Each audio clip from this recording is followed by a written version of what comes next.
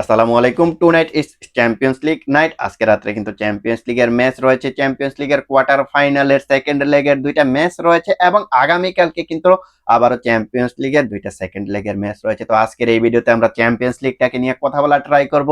কারা কারা এখনো অ্যাডভান্টেজে আছে, কারা কারা সেমিফাইনালে পৌঁছতে পারে সেই বিষয়টা নিয়ে কথা বলা ট্রাই করব। বার্সেলোনা এবং রিয়াল মাদ্রিদের পরিস্থিতি কি? দুজনে কিন্তু মাইর খেয়ে আর গো। সো ওই দুইটা টিমকে নিয়েও কথা বলার ট্রাই করবো। প্রথমত আমরা আসি আজকে রাত্রে যে জমজমাট ম্যাচটা হবে বার্সেলোনা ভার্সেস অ্যাটলেটিকো মাদ্রিদের ম্যাচটা দেখে। সো যেখানে আমরা দেখতে পাইতেছি যে বার্সেলোনা অলরেডি ভাই মারা খায় রয়েছে, 2-0 গোলে মারা খায় রয়েছে নিজেদের ঘরের মাঠে। কিন্তু আমরা দেখতে পেয়েছি যে বার্সেলোনা ভাই এতটা ভালো ফুটবল খেলার পরেও শেষ পর্যন্ত 2-0 গোলে হেরেছিল, যেখানে হুলিয়ান আলভারেজ তো ভাই ফ্রি কিকে পুরো চুনা লাগাই দিয়েছে বার্সেলোনারে। সেই সাথে সরলত সাবস্টিটিউট হিসেবে নেমে গোল করে একেবারে ডিস্ট্রয় করে দিয়েছে ফার্স্ট লেগে। সো এখন কথা হচ্ছে বার্সেলোনা কামব্যাক দিতে পারবে কিনা। এখন দেখুন, বার্সেলোনা কামব্যাক দিতে পারবে কিনা এটার ব্যাপারে যখন আপনি কথা বলবেন, তখন কিন্তু ওই মেট্রোপলিটনে অ্যাটলেটিকো মাদ্রিদের ঘরের মাঠে চ্যাম্পিয়ন্স লিগে বার্সেলোনার ইতিহাস কি সেটাও কিন্তু আপনাকে একটু নজরে রাখতে হবে। এখনো পর্যন্ত চ্যাম্পিয়ন্স লিগে কোয়ার্টার ফাইনালে যতবার আপনার অ্যাটলেটিকো মাদ্রিদের মুখোমুখি হয়েছে ততবারই কিন্তু বার্সেলোনা সেমিফাইনালে উঠতে পারে না। ইতিহাসে এখনো পর্যন্ত দুইবার কোয়ার্টার ফাইনালে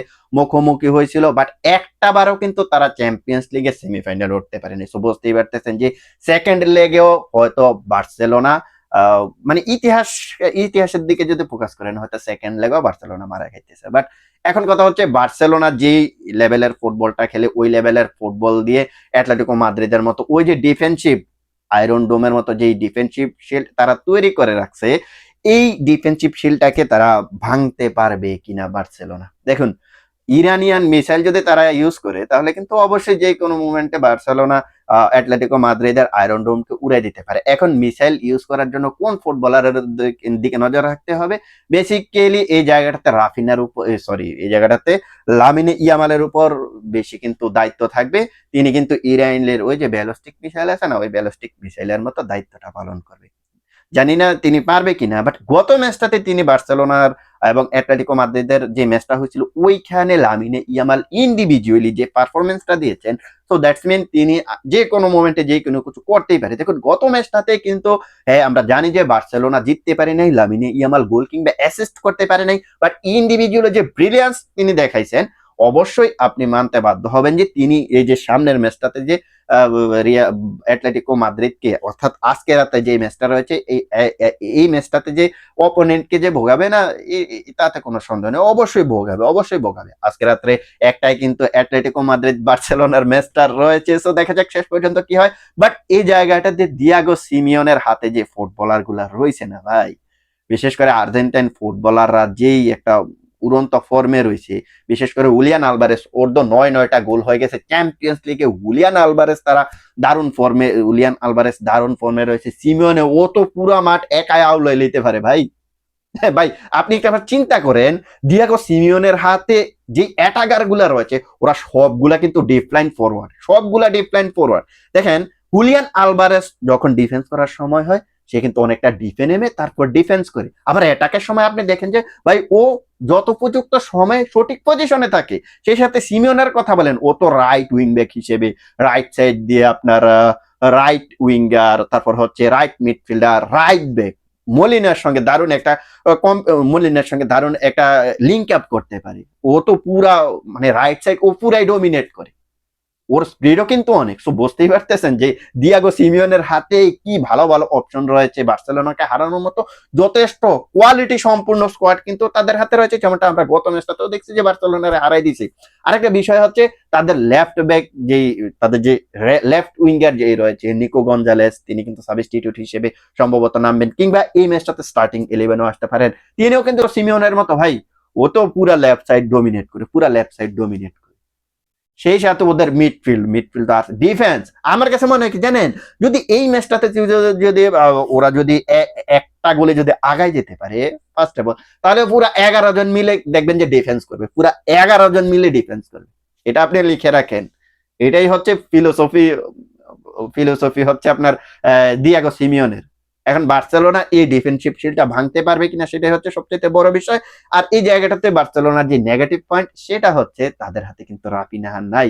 তো রাফিনা না থাকাতে যে জিনিসটা হয়েছে সেটা হচ্ছে লামিনে ইয়ামাল যেই বলগুলা ফাইনাল থার্ডে ডেলিভার করে দিতেছে ওই বলগুলা কিন্তু কেউ কাজে লাগাইতে পারতেছে না।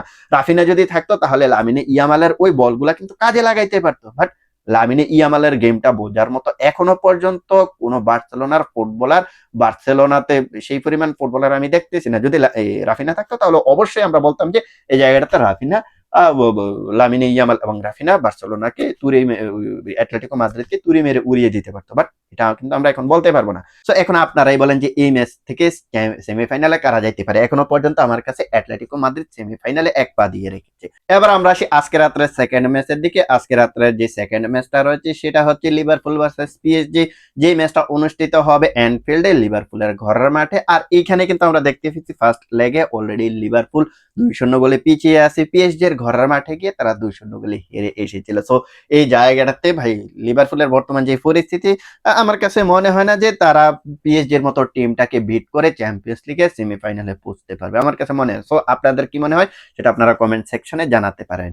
এবার আমরা আসি আগামীকালকের ম্যাচের দিকে। আগামীকালকে বাংলাদেশ টাইম অনুযায়ী রাত 1টায় কিন্তু রিয়াল মাদ্রিদ এবং বায়ার্ন মিউনিখের ম্যাচ রয়েছে, সেই সাথে আপনার আর্সেনাল ভার্সেস স্পোর্টিং সিপির ম্যাচটা রয়েছে। আমরা প্রথমত রিয়াল মাদ্রিদের দিকে আসি। রিয়াল মাদ্রিদ ফার্স্ট লেগটাতে আমরা দেখতে পাইছি যে বায়ার্ন মিউনিখের এগেইনস্টে 2-1 গোলে হেরেছিল। নিজেদের ঘরের মাঠে কিন্তু তারা শেষ পর্যন্ত জয়টা চিনিয়ে আনতে পারে নাই, যেখানে ভাই আমি বলবো যে দারুণ ফুটবল খেলেছে রিয়াল মাদ্রিদ। তারপরেও ওই ভাগ্যের একটা ব্যাপার স্যাপার থাকে, ভাগ্য যদি না থাকে তাহলে তো কিছু করার নেই। দারুণ ফুটবল খেলার পরেও ওই ম্যানুয়েল নয়ারের কাছে, যিনি কিনা 8টা হাত এভাবে মনে করেন যে চারদিকে ছড়াই দিয়েছে, এদিকে 4টা এদিকে 4টা, টোটালি 8টা হাত ছড়াই দিয়া পুরা রিয়াল মাদ্রিদকে ধ্বংস করে দিছে। নাহলে কিন্তু রিয়াল মাদ্রিদ ফার্স্ট লেগটাতে 4টা গোলে ভাই এগিয়ে থাকতো নিঃসন্দেহে, অন্তত পক্ষে 3টা গোলে, অন্তত পক্ষে 3টা গোলে এগিয়ে থাকতো। আর 3টা গোলে এগিয়ে থাকলে আলিয়াঞ্জ এরেনা যখন রিয়াল মাদ্রিদ খেলতে যাইতো তখন নিঃসন্দেহে মনে করেন যে ওরা একেবারে সেমিফাইনালে যাওয়ার জন্য এক পা দিয়ে রাখতো। বাট এখন যে সমস্যাটা হয়েছে সেটা হচ্ছে আমরা যেহেতু ঘরের মাঠে জিততে পারি নাই, আমরা এখন অপোনেন্টের ঘরের মাঠে গিয়ে কেমন করব সেটা হচ্ছে দেখার বিষয়। তবে চ্যাম্পিয়ন্স লিগে আমরা সবসময় রিয়াল মাদ্রিদের উপর আস্থা রাখতে পারি, যে কোনো মোমেন্টে যে কোনো কিছু তারা করে দিতে পারে। বাট এখন এটা তো অবশ্যই আমরা বিশ্বাস করি, বাট এখন কথা হচ্ছে আপনার হাতে সেই পরিমাণ প্লেয়ার আছে কি না। হ্যাঁ, অবশ্যই প্লেয়ার আছে। সেই আমাদের হাতে Kylian Mbappe, Vinicius junior, Jude Bellingham ম্যাচটা স্টার্ট করতেছে, আমাদের কিন্তু এই টাইপের ফুটবলার রয়েছে। বাট এই জায়গাটাতে ন্যারো স্পেসে বল বের করার জন্য দেখুন বায়ার্ন মিউনিখের এগেইনস্টে আমরা যখন খেলতে যাব তখন কিন্তু তারা যেহেতু একটা গোলে এগিয়ে আছে, তারা কিন্তু যে জিনিসটা করতে চাইবে তারা বেসিক্যালি কাউন্টার অ্যাটাক দেওয়ার ট্রাই করবে। তারা তাদের ডিফেন্স লাইনটা, ডিফেন্সিভ শিল্ডটা যেটা সেটা আরো স্ট্রং করার ট্রাই করবে, স্ট্রং করে কাউন্টার অ্যাটাক দেওয়ার ট্রাই করবে। সো ওই যে তারা লো ব্লকে খেলবে, সো ওই লো ব্লকটা ভাঙার জন্য আমাদের রিয়াল মাদ্রিদের যেই একটা ফুটবলার দরকার ছিল চ্যাম্পিয়ন্স লিগে, যিনি কিনা সবসময় ভালো করতেন, ওই ফুটবলারটার নাম হচ্ছে রদ্রিগো, যাকে আমরা খুব মিস করতেছি, খুব মিস করতেছি। ও এই রদ্রিগো যে কোনো মুমেন্টে কিন্তু অপোনেন্টের ডিফেন্সিভ শিলটা কিন্তু একটা দুইটা টাচের মাঝে ভেঙে দিতে পারতেন। চ্যাম্পিয়ন্স লিগে আমরা কিন্তু দেখতে পাইছি যেমনটা তিনি সিটির এগেনস্টও বিগত কয়েকটা সিজনে করেছিলেন। সো এই টাইপের ফুটবলার যেহেতু আমাদের হাতে নেই, সেই অনুযায়ী আমরা এই জায়গাটাতে কিছুটা ঢুকবো। সেই সাথে আমরা ওই যে পুলিশে মাইকেল পুলিশে, ওরে ভাই ও তো দ্বিতীয় লামিনে ইয়ামাল, ও যখন কাউন্টার অ্যাটাকে বল পাবে ওরে আটকাবে কি, ওরে আটকাবে কি। আমরা কিন্তু গত ম্যাচটাতে দেখতে পাইছি ক্যারারেসের মতো ফুটবলার ওরে আটকাইতে পারে নাই। সো ওরে আটকাবে কি ভাই, ওরে আটকাবেটা কে। সেই সাথে আমরা দেখতে পাইছি যে ক্যারারেস লেফট ব্যাক এবং মিডফিল্ডে অনেকগুলা মিস্টেক করছে। সো এই ওলিসিকে আটকানোর জন্য আসলে কি করবে, সেই সাথে হ্যারি ক্যানের মতো ফুটবলারকে আটকানোর জন্য কি করবে লুইস ডিয়াস, যিনি কিনা সর্বশেষ ম্যাচটাতে বার্সেলোনা বায়ার্ন মিউনিখের হয়ে সর্বশেষ ম্যাচটাতে রিয়াল মাদ্রিদের এগেইনস্টে গোল করেছিল, ওরে কে আটকাবে। আর্লন্ড কিন্তু ওরে আটকানোর জন্য গত ম্যাচে বড় একটা মিস্টেক করেছিল। তো এই যে ছোট ছোট মিস্টেক, এই ছোট ছোট মিস্টেক গুলাই কিন্তু পরবর্তীতে বিশাল আকার ধারণ করে। আর এই ছোট ছোট মিস্টেকের কারণে কিন্তু পরবর্তীতে আমরা দেখতে পাই যে আমাদের পক্ষের রেজাল্ট আসে না, যেমনটা বায়ার্ন মিউনিখের এগেইনস্টে প্রথম ম্যাচটাতে কিন্তু আমাদের আসে নাই। আমরা কিছু কিছু মিস্টেক করেছি যার কারণে আমরা ম্যাচটা জিততে পারি না, ইভেন ড্র পর্যন্ত করতে পারি নাই। সো বুঝতেই পারতেছেন যে মিস্টেক অবশ্যই করা যাবে না, কারণ ওদের ডিফেন্স, ওদের মিডফিল্ড, ওদের ফাইনাল থার্ড সব জায়গায় কিন্তু ধরতে গেলে কিছু কিছু জায়গাতে আমাদের চাইতেও ভালো ভালো অপশন তাদের রয়েছে। যেমন আপনি গোলকিপার বলেন, গোলকিপার হিসেবে নয়ার ভার্সেস এই জায়গায় আমাদের আন্দ্রে নুনিল, কোথায় নয়ার কোথায় নুনিল, আকাশ পাতাল পার্থক্য। সেই সাথে আমাদের ডিফেন্সের যে অবস্থা, হ্যাঁ মিলিত সম্ভবত ম্যাচটা শুরু করতে চলেছে, সেই সাথে রুডিগার্ড ম্যাচটা শুরু করতে চলেছে। তবে আমাদের সমস্যা হচ্ছে রাইট ব্যাক এবং লেফট ব্যাক, এই দুইটা জায়গাতে আমাদের সমস্যা আছে। তারপর মিডফিল্ডও ভাই সমস্যা আছে, মিডফিল্ডেও সমস্যা আছে, সব জায়গায় আমাদের সমস্যা আর সমস্যা। যদি এই ম্যাচটা যদি আমরা যদি হেরে যাই, তাহলে কিন্তু চ্যাম্পিয়ন্স লিগ থেকে বিদায় নেব আমরা, হচ্ছে লা লিগা থেকে তো অলরেডি বিদায় নিয়েই নিয়েছি, আর কোনো ট্রফি জয়ের সুযোগ আমাদের সামনে নেই। আর যদি ট্রফি ক্লেম করার কোনো সুযোগ না থাকে, তাহলে কিলিয়ান এমবাপ্পের যে ব্যালন ডিওর সেটাও কিন্তু এনি এবার পাইতেছে না। দেখুন কিলিয়ান এমবাপ্পে কিন্তু ব্যালন ডিওর যদি চ্যাম্পিয়ন্স লিগ জিতে, তাহলে কিন্তু ব্যালন ডিওর জয়ের জন্য অনেকটা উপরের সারিতে তিনি চলে যাবেন। বাট যদি হেরে যায় তাহলে শেষ এইখানে, টাটা बाय बाय बाय गया। एम्बापे का काम इधर ही रफा दफा हो जाएगा। आज की कल की मैच में हमको पता चलेगा क्या होगा क्या नहीं होगा। अगर हार गया तो बिल्कुल नंगा हो जाएगा, किलियन एम्बापे ने बिल्कुल नंगा हो जाएगा भाई। ये आप लिख के रखो, मैंने बता दिया ना, ये लिख के रखो, মাঝে মাঝে উর্দু বাইরে হয়ে যায়। It's doesn't matter. আচ্ছা কেউ আবার সিরিয়াসলি মাইন্ডে নিয়েন না। আচ্ছা এইটা হচ্ছে মোটামুটি রিয়াল মাদ্রিদের এবং বায়ার্ন মিউনিখের ম্যাচ। সো আমার কাছে যে জিনিসটা মনে হয় যে আমরা আলিয়াঞ্জ এরেনায় গিয়ে হয়তো ম্যাচটা জিততে পারবো, বিকজ আমাদের যে ইতিহাস, আলিয়াঞ্জ এরেনায় আমাদের ইতিহাস কিন্তু বেশ ভালো। আমরা কিন্তু এখনো পর্যন্ত ওই ওদের ওদের যে হোম ম্যাচ, হোম গ্রাউন্ড রয়েছে, ওইখানে গিয়ে কিন্তু আমরা এখনো পর্যন্ত কোনো ম্যাচ হারি নাই। ইতিহাস কিন্তু ওইটাই বলতেছে, কখনো আমরা ড্র করেছি, কখনো জিতেছি, আমরা কখনো হারি নাই। বাট যদি ড্র করি তাহলে আমরা বিলকুল চুনা হয়ে যাব।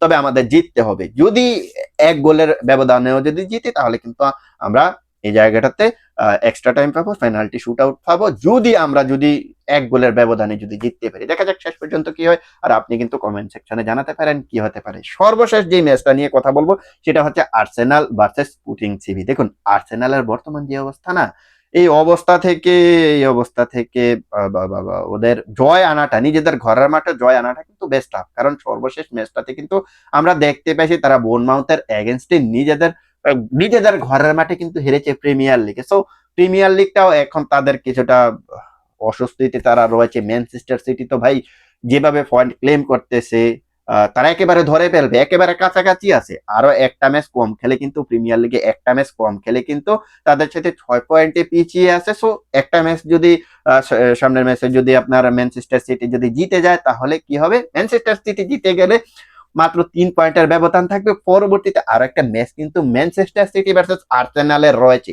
ওই ম্যাচটা যদি আর্সেনাল যদি হেরে যায় ম্যানচেস্টার সিটির এগেনস্টে, তাহলে মনে করেন যে এবারও তীরে এসে তরে ডুবাইতেছে আর্সেনাল। আর চ্যাম্পিয়ন্স লিগটা নিয়ে আমরা কথা বলতেছি। চ্যাম্পিয়ন্স লিগে যে বিষয়টা হবে, গত ম্যাচটা ফার্স্ট লেগটা তারা 1-0 গোলে জিতেছিল স্পোর্টিং সিভির এগেনস্টে। আমরা জানি যে এই ম্যাচটা আর্সেনালের ঘরের মাঠে, বাট তারা যেহেতু এখন আগের শেপে নাই, তাদের অনেকগুলো ফুটবলার যেহেতু ইনজুরির কারণে মাঠের বাইরে, সেই অনুযায়ী ধরে নেন যে ম্যাচটা খুব ফাইট হবে। আই থিঙ্ক এই জায়গাটাতে আর্সেনাল হয়তো উতরে সেমিফাইনালে চলে যাবে। জানি না আমরা কি হবে, বাট আমার কাছে মনে হয় যে আর্সেনালই সেমিফাইনালে যাইতেছে। বাট স্পোর্টিং সিভি কিন্তু এবারে চ্যাম্পিয়ন্স লিগে একের পর এক চমক দেখায় কিন্তু তারা কোয়ার্টার ফাইনাল পর্যন্ত আসতে পেরেছে। তো দেখা যাক শেষ পর্যন্ত কি হয়। তো এই যে আমি ম্যাচগুলোর কথা বললাম, এই ম্যাচগুলাতে কারা কারা জিততে পারে, কারা কারা সেমিফাইনালে যেতে পারে, আর সেটা আপনারা কমেন্ট সেকশনে জানাতে পারেন। আরো একবার আমি আপনাদেরকে জানিয়ে দিই, বার্সেলোনা ভার্সেস অ্যাটলেটিকো মাদ্রিদের ম্যাচটাতে বার্সেলোনা ড্রপ হইতে চলেছে, অ্যাটলেটিকো মাদ্রিদ চ্যাম্পিয়ন্স লিগের সেমিফাইনালে যাইতেছে। সেই সাথে পিএসজি ভার্সেস লিভারপুলের ম্যাচটাতে পিএসজি সেমিফাইনালে যাইতেছে, এবং রিয়াল মাদ্রিদ বায়ার্ন মিউনিখের ম্যাচটাতে আমি রিয়ালকে এগিয়ে রাখতেছি, এবং সর্বশেষ ম্যাচটাতে আর্সেনালকে আমি এগিয়ে রাখতেছি। এরা হচ্ছে মোটামুটি সেমিফাইনাল লিস্ট। আর আপনার মতে কারা সেমিফাইনালে যেতে পারে সেটা কমেন্ট সেকশনে জানিয়ে দিতে পারেন। আল্লাহ হাফেজ।